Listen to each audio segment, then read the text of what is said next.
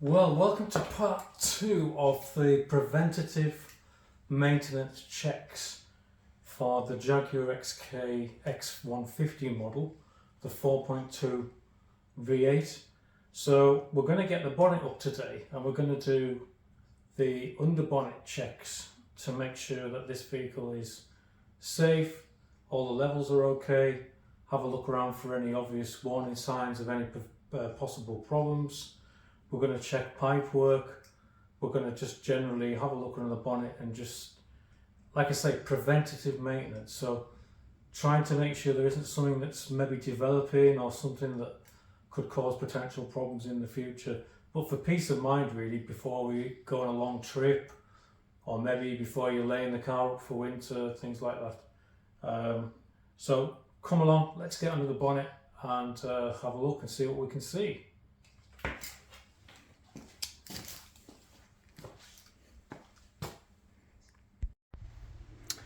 Alright, so here we are underneath the bonnet of the Jaguar XK, the X150 4.2. It's a lovely lump, isn't it? So, number one for me is always the oil. The oil has got to be the number one item on the engine that you need to pay close attention to. Whenever I buy a car, especially a second-hand car, and especially a car with an engine that's as complex as, well, they're all very complex nowadays, but you've got to think about, doesn't matter what the service history says, to be honest, you know, if you care about this car and you want peace of mind, the very first thing that you should have done or do yourself is an oil change. When I bought this Jaguar, I literally drove it straight to a friend who has a lift. We got it up on the lift. We did an oil and filter change using a Jaguar genuine oil filter, and peace of mind basically. It's like the lifeblood of the engine, like the blood that runs in your body. Basically, if it gets contaminated, you're in trouble. You're in serious trouble, and that's the same for an engine.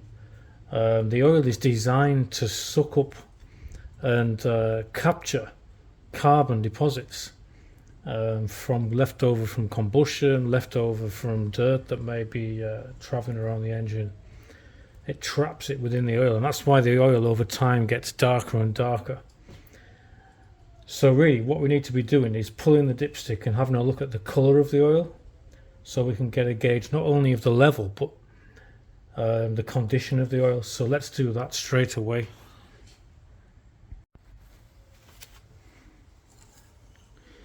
Now it's nice that that this particular Jaguar has a conventional dipstick, because believe it or not, a lot of cars now don't have dipsticks anymore.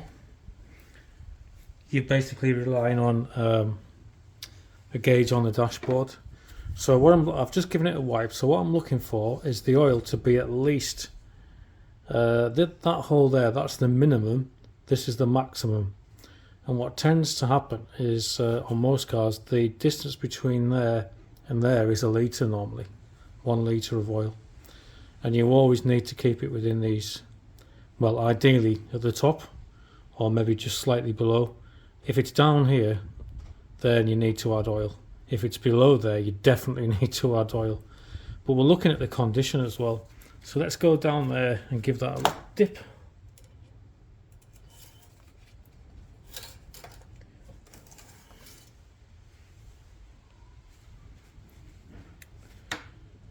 So there you can clearly see that we've got oil up to here. It's actually got a little bit above there. Now it might be just because, oh actually, sorry, should have turned the dipstick over, because there we go. On that side it says minimum maximum, what I was just talking about, and it's got a little scale there. So there you go. Thank you, Jaguar. Let's do that again. Now the other thing to note is the car should really have been turned off for a good 5 minutes or so, maybe a bit longer, because you need to make sure you've got a decent reading, and the oil needs to be all down in the sump. So it's looking like we're okay, because it looks like we're right at the top. I think that little smudge there above the line is just when I pull it out from the tube, it's just going above there a little bit. But I think if I turn it over there, you can see there, that's the actual level there, which is bang on. And notice how nice and golden that oil is. It's nice and clean. I'm just going to do that again. I'm going to take a glove off and just touch it with my finger, so you can see, rather than having the black glove on. So yeah, so if I just touch that with my finger, look how nice and golden that is, and I can feel that it's still got its viscosity. It's nice and slippy. So yeah, I'm happy with that. I mean, like I say, I know I've just told you, I changed this oil when I got the car, and I've probably done 1,000 miles since I bought it, something like that, maybe a little bit more. So I know that this oil is really good, and I can't stress enough, this is the very first thing that you should sort out on your Jag, or any car for that matter, when you first buy it. And it's, for me, I mean, it's not mileage either. I mean, I think the guy who had this Jag before me, he got the oil changed about 4,000 or 5,000 miles ago, before I bought it, but it was over 15 months. So, and again, so for me, forget mileage, because quite often this type of car is a car that's used on a weekend. Forget mileage. Look at the time frame. So for me, that was too long. Once a year, even low mileage cars, once a year as a bare minimum. Change the oil. Use good quality oil as well. Use the correct specification of oil. It actually tells you on this Jag, on the filler cap, what type of oil should be in. 5W30 it says on there. They're recommending castor oil as well. You don't have to use castor oil. I think I used Petronas for this car. In fact, I know I did, because I've still got some left.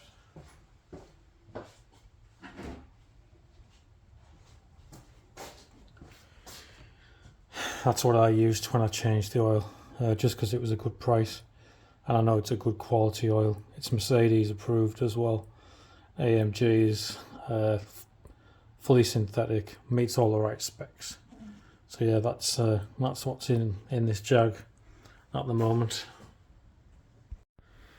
The other thing I'm quite pleased about, just doing that little check, I know it hasn't done a lot of miles since I've changed the oil, but the level hasn't moved at all. That's a really good sign that it's not using oil, and that's another reason why you should check your oil regularly, because it may indicate that the engine is burning oil.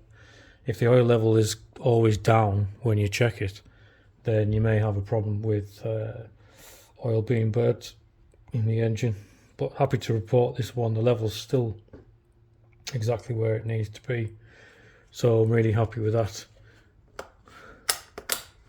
The oil cap on these,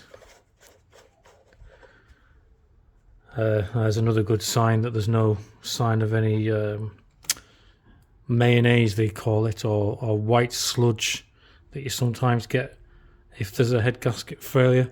You see here, all we've got is nice clean engine oil on there, and we can use a torch and we can have a look down the hole, and all I can see down there is a lovely clean engine.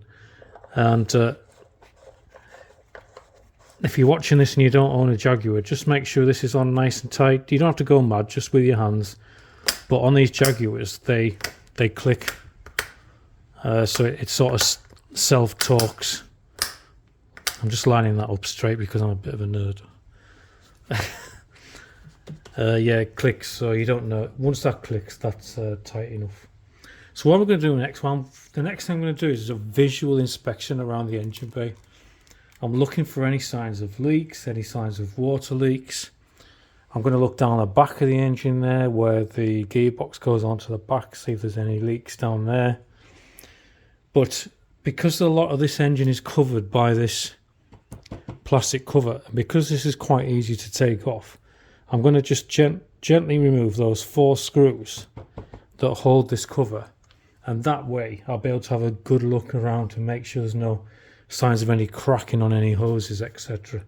So let's get that off, and then we can do a better visual inspection.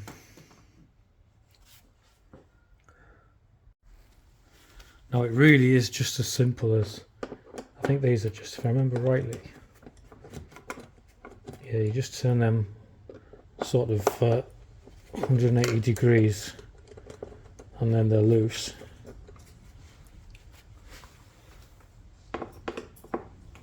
It's quite a big engine cover, this.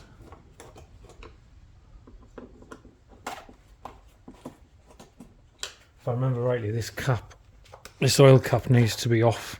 But what we will do is we'll put it back on once we've got this off, because we don't want anything falling down there. So it just literally lifts off this. So we'll just carefully bring that out of the engine bay. And then I'm going to replace the oil cap straight away, because I don't want anything falling in there. And what that allows us to do is have a much better look at the top of the engine visually, and just look for any signs of oil leaks.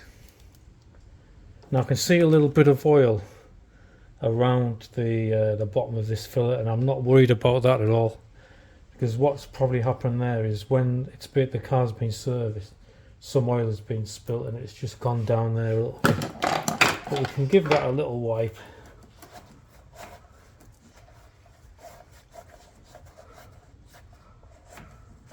While we've got the cover off, just so it's not building up with any crud down there like that.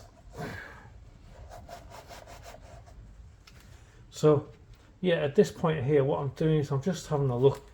Has anything been rubbing? Has anything been catching? Is anything loose? Is there any signs of anything, any cracks or any damage in the manifold? Nothing. The wiring harnesses all look to be clipped into the right place. I can't see any fluid or anything down in the valley of the V, which is good from this side. I can see these hoses. There's a lot of hoses on these Jags, and I know on the supercharged one there are hoses that run underneath the supercharger that it's a good idea to have replaced if the car's a similar age to this, if the car's getting on a bit. But on the non-supercharged, which this one is, you can see the hoses a little bit better. There is one there that does disappear. Looks like it comes off the thermostat housing or the bottom of the throttle body. But again, it looks in good condition.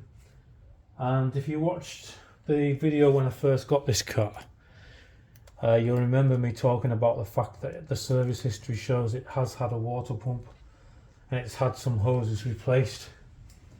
And I can see it doesn't look like a standard Jubilee or Jaguar Jubilee clip on there, so I believe that hose has probably been changed. There's another one there which is obviously being off because that's a non-Jaguar Jubilee clip. So there's been some work done here, as we know from the service history. EGR valve here by the looks of things. Again, no signs of any problems. All this is nice and tight. This clip that holds the induction pipe on is nice and tight. I can see the drive belt through there, and it doesn't look cracked, so that's good. It's really hard to see the drive belt on these, to be honest. So I'm guessing, well, it would be good to think that that was done when the water pump was changed. but who knows. But looking down that hole there, it doesn't look too bad.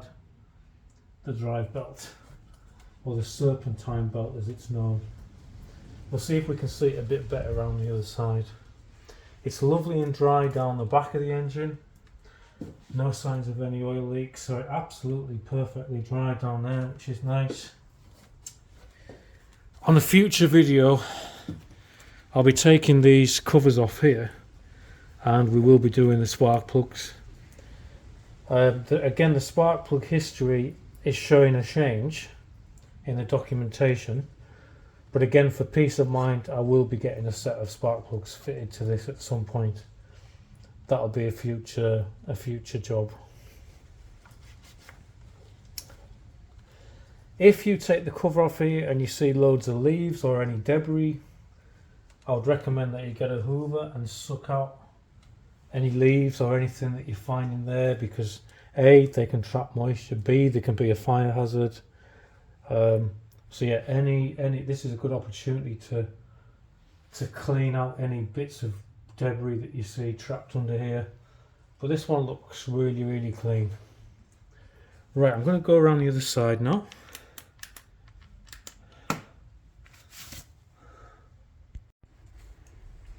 Alright, so we've moved around to the other side of the engine now. And again, I'm just going to do some basic checks, as in visual checks, looking at this bank, looking at the pipe work. And again, there's an important pipe. There's the return pipe to the header tank, and you can see there that we can see this clearly for inspection now that we've got the cover off. Make sure there's nothing been rubbing, nothing about to burst, and that looks really good. I'm just going to pop that out of the clip there and just make sure that there's nothing chaffing, nothing causing any problems. No, there isn't. It's nicely located. Follow that with my fingers. That goes back to the looks like it goes back to the thermostat housing down under there. We've got two more pipes here going onto the EGR valve. They seem fine. This pipe here, by the way, it looks like a water pipe, but it actually isn't. That's just an air pipe that actually funnels a little bit of induction sound into the cabin, which is interesting, that one there. There's nothing in there, it's just an air pipe. You can see there, that's where the air comes into the engine, and then there's this almost like a resonator here, and then this pipe goes back under the bulkhead. So I think it's just an induction enhancement pipe from what I know. So I'm just getting a closer look. I can see where the rocker covers, or the can covers to be more accurate, are fitted to this engine. Again, I'm just looking down there to see if there's any signs of oil leaks into the V, and there isn't, which is good news. There's a tiny bit of misting down there, but it's nothing. There's certainly no oil down there where the fuel injectors are located. There's no sign of any. I mean, if there was oil down there, you'd probably smell it burning, but yeah, very, very good. It looks all good. Looks like there's some sort of breather here, with a pipe on coming from the throttle body. And again, looks perfectly fine around there, no problems. There's the cover there for the spark plugs, which we'll do, like I say, in a later video. So I'm ready now. Still can't see much of the belt on these, unfortunately. So the belt is really, really... Oh, we can see the top hose. Let's just move you around a bit so you can see.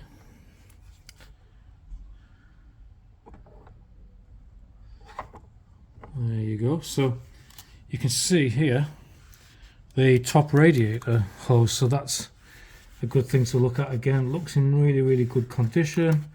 Can't see any leaks or any cracks. And that goes into another hose behind it, and again I can see that that's been off because there's a non-standard Jubilee clip there. When I say non-standard, when these were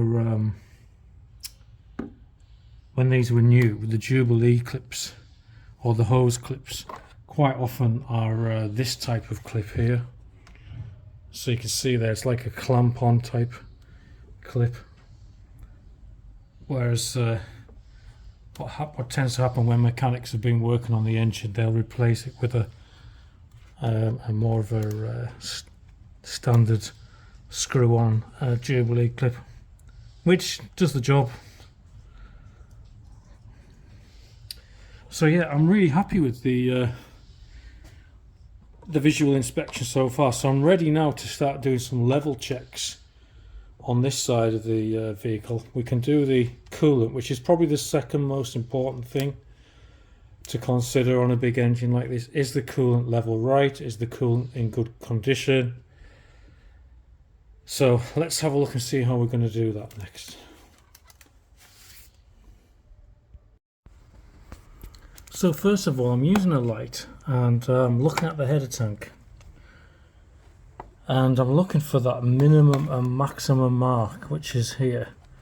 Then I'm just going to give the tank a little shake, and I don't know if you can see there that the level is right up to the max, which is where it needs to be. There's a minimum mark, which if yours is at the minimum mark, there's no need to panic. It depends.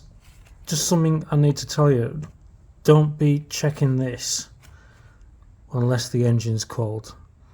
Certainly do not be removing this cap until the engine's cold either, because basically these systems work under pressure, and when the engine's hot, there's a good chance if you release that pressure that the temperature, basically when the cooling system's under pressure, the boiling point is raised to over 100 degrees, say around about 110. But when you release the pressure, the boiling point is at normal pressure, normal atmosphere, which is 100 degrees. So if the coolant's hotter than 100 degrees and you take that off, you will get coolant spurting out and you could get burnt. So the best thing with the coolant for the right level and for safety is to let the engine cool down before you remove this cap. So you don't actually need to remove that cap if you're just doing a level check, because you can just look there, shake the header tank, and you can see the coolant. Now it looks, looking through the tank there, that it's a nice red colour. But we can go a step further if we have the right equipment. Now, because I'm an ex-mechanic, I do have the right equipment, and I have something called a hydrometer, which we can suck a measure of coolant into here, and we can have a better idea of the colour of the coolant to see if it's contaminated, and also we can count the number of balls to see what the frost protection is, or the antifreeze protection. So let's get that done. So like I say, make sure the engine's cold before you take this off, and when you do take it off, just release it very slowly, and you might hear a bit of a hiss as you're taking it off.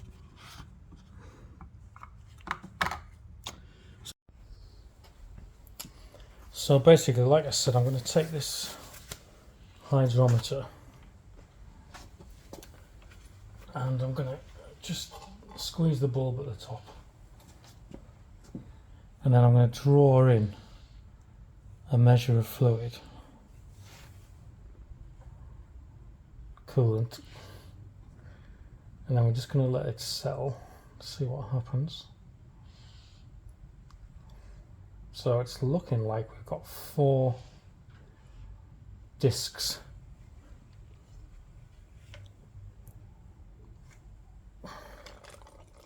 Oh, bit of air. Just let that settle.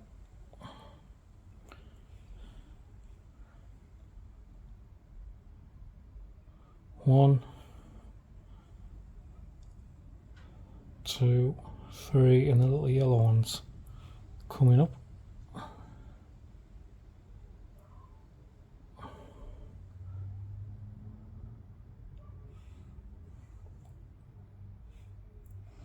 It's going to make it. So I'm looking at the coolant colour, which is nice and clean and a ready colour, and I've got 4 discs that have floated to the top So I'm just going to squeeze that back in now.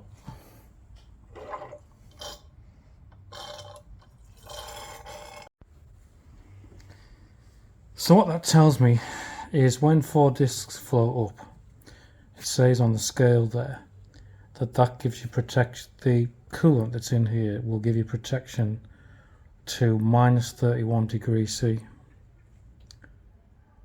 or minus 25 degrees Fahrenheit. So it's very unlikely in the UK that it will get colder than that. So that means that the coolant in this car has got a good enough antifreeze protection for the winter. So it's a handy little tool that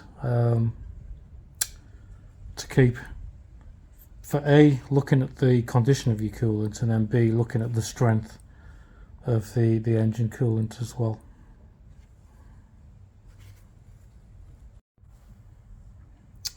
So we'll have the cap back on again. Jaguar have designed this quite good because it basically clicks when it's tight enough. If yours doesn't click, or you're doing this on a different car, just make sure that's really tight by hand. No need to go mad, but just make sure that's tight.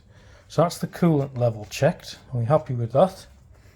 Now on the Jaguar XK, to check the brake fluid level, we need to get under this trim here. And there's 1, 2, 3 screws that need to come out to get under the trim. One of mine is missing or broken, so it might need to get some of these from a supplier. Yeah, I've got a couple of these missing. I've got one missing from the other side, or one that's not very good. I think this one's got a lug missing as well. You can just make that out there. Should have one of them over the thread.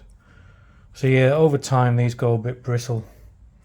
So if you've got some of these missing, then you might need to do the same as me and see if you can get hold of some, because they're worth replacing if I'm being honest, because otherwise you might get these trims rattling around while you're driving along.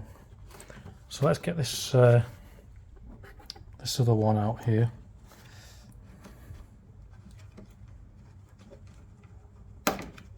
There we go. Yeah, they're not in brilliant condition, those clips. And then that should just come out like that, and then we can see the brake fluid reservoir. And again, I'm looking for the level indication on here, which is on the side handily, and it says max there. And all you need to do is give that a bit of a shake, and you can see the level there is where it needs to be. On mine, it's just slightly below the max, which is perfectly fine. It's probably because of a bit of wear on the brake pads, and when the brake pads are replaced and the pistons are moved back, that will probably come back up to the top, but nothing to worry about. You would need to be worrying obviously if it was down to the minimum or below, then that either means your brakes are really worn and the fluid level has dropped because the pistons have come out a long way in the caliper, or worst case scenario, you could even have potentially a leak. So if that's really low, then you need to be thinking, why is that really low? It would probably mean that you'd need to look at the brakes in a bit more detail, or get an expert to look at them. So while that's off, we can have a bit of a look around down here. Again, is there any debris? Is there any leaves? Is there any crap that needs hoovering out? There isn't on mine. Everything looks good down there.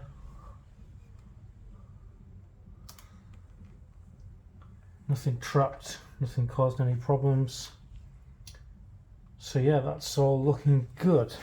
You may have noticed here is your filler for your washer fluid. So you can fill that up if you need to while you're here, and then we'll be good to go around this area. So we'll get that cover popped back on.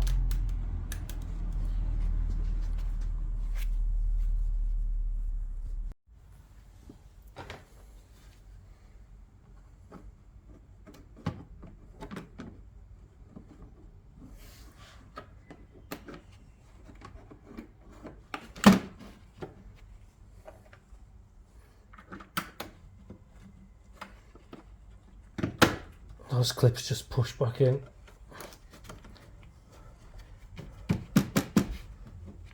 Super duper. Right, everything's looking good so far. Right, I'm back around at the near side, or the passenger side on our UK cars, and we've got here the power steering reservoir. Now, it's a good idea to have a look at these. I'm just going to go and grab a rag.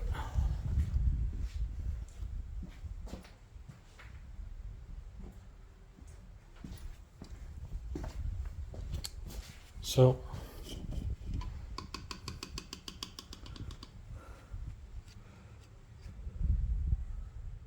what we're looking for on here is these marks on the, a bit like the dipstick. There's like, basically your fluid level needs to be between that mark and that mark, the top mark on there. But again, we can look at condition. Now, this should be a nice red colour. It's called ATF, or automatic transmission fluid. That is basically used in the power steering. So I'm going to take a glove off and just show you what this should look like. So I can see that the level's right because it's up to the top. I can also see that there's fluid in the reservoir.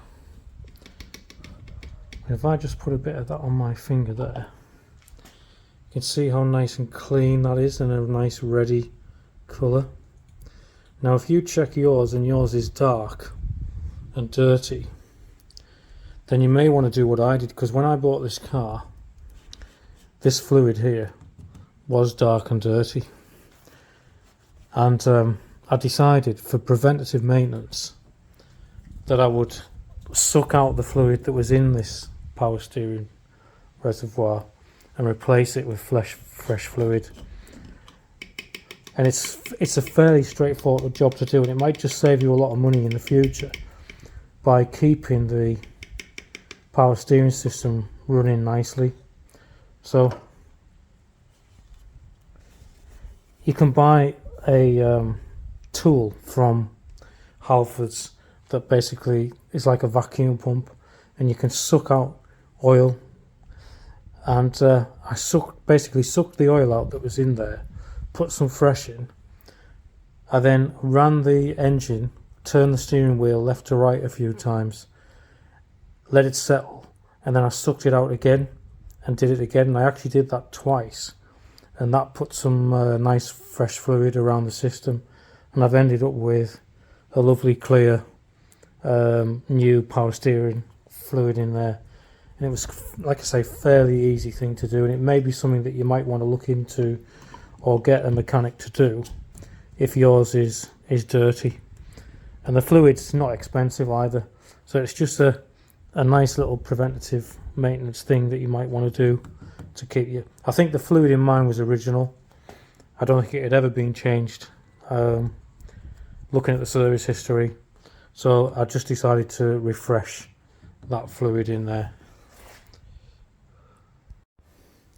If you're interested, that's the fluid that I bought. I bought a litre of that. Automatic transmission fluid, AQ3 semi-synthetic, which is the right spec for the car, made by Comma, decent make. And I ended up using pretty much the whole tin because, like I say, I basically did a flush. So I sucked out, put a little bit in, ran the engine, sucked it out again, put a little bit more in. And like I say, I think I did that twice, or I might have even done it 3 times, and allowed the fluid to circulate around the system until I was happy that it was nice and clean. So there you go, top tip to look after your power steering. So we're going to pop the engine cover back on. Now that we're happy that we've got no leaks, remember we need to take the oil cap off to pop this back on.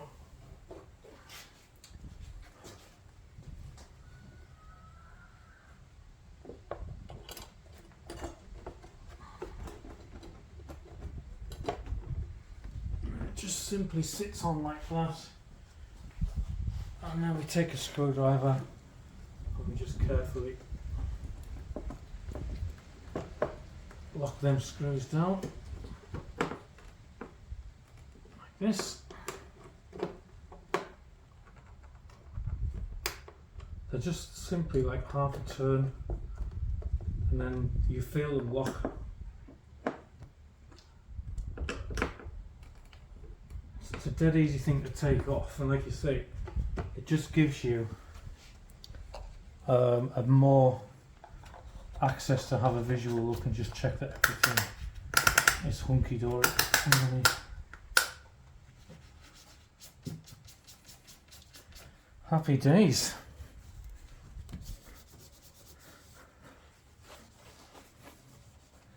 Peace of mind.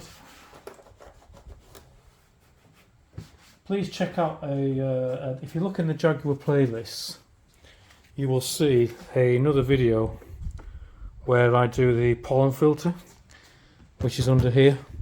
So that's a good one to watch, and it's another easy job that might save you a bit of money, changing your pollen filter. If you've come across this video and you've not seen the pollen filter video for the Jaguar XK, take a look in the playlist and you'll see me getting under there and doing the pollen filter. Last few things, while we've got the bonnet up, it's always a good idea just to give the bonnet catches a little blast with something like silicone spray or WD-40. This is the WD-40 silicone. There's two on these Jags, there's one on this side and one on the other side. So I'm going to go around and do the other bonnet catch.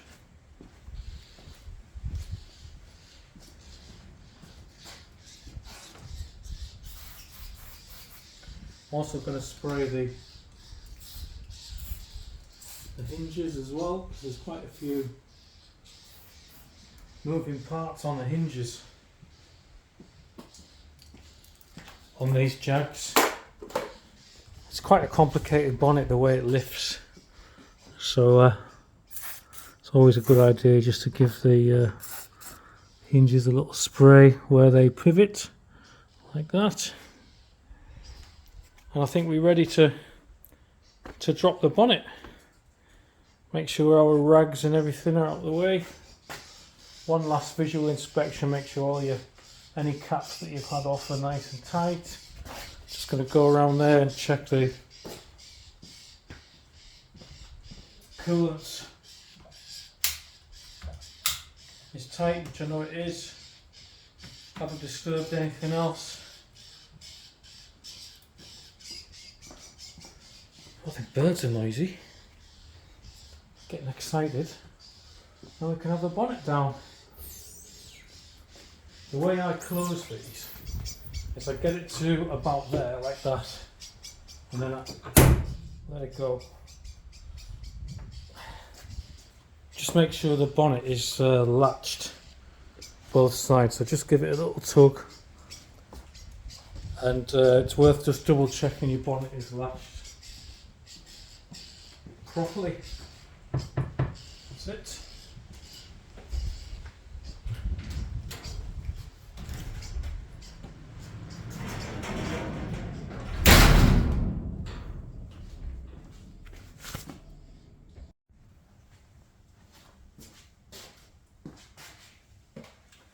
Well, I hope you enjoyed that video. A little bit of an insight into some of the things that I've done, or some of the checks that I've carried out underneath the bonnet of this car, just to make sure that I'm happy with it, that it's going to be running okay, there isn't any leaks and things like that. Hope you enjoyed it. If you did, please like, please subscribe, please comment. If there's anything else you want to see, give us a shout. It may be something that we can do in the future. Look out for the other videos within the Jaguar series, and there'll be more videos coming soon, including the air filter for the engine, which is a little bit unusual on the XK, so that's going to be coming along very soon. But in the meantime, stay safe, stay well, and we'll see you again very soon.